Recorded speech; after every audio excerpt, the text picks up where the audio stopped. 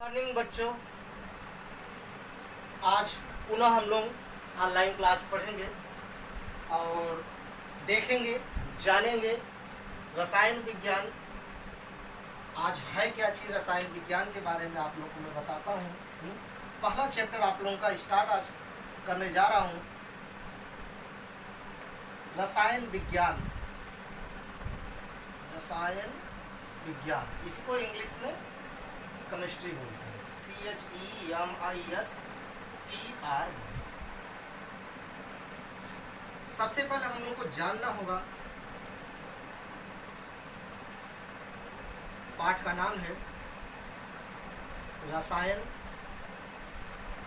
विज्ञान के कुछ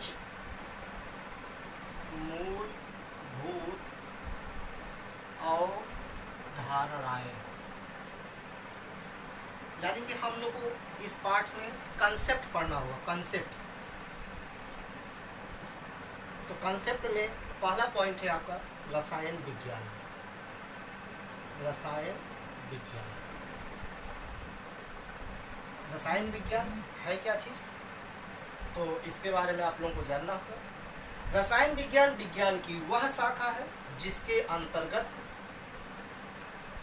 रासायनिक संगठन, गुणधर्म तथा उनमें होने वाली अभिक्रियाओं का अध्ययन किया जाता है, रसायन विज्ञान कहलाता है।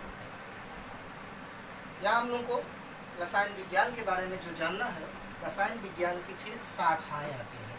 रसायन विज्ञान की शाखाएं निम्नलिखित हैं, आप लोगों को जानना चाहिए बच्चों। रसायन विज्ञान हर क्षेत्र में आगे है। रसायन विज्ञान में सबसे पहले आपका आता है अकार्बनिक रसायन।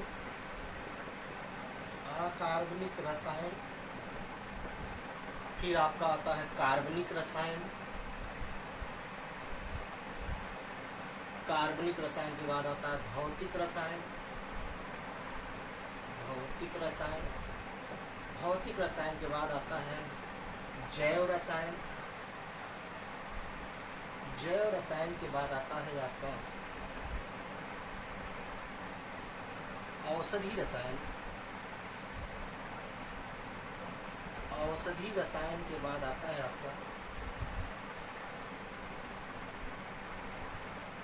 कृषि रसायन।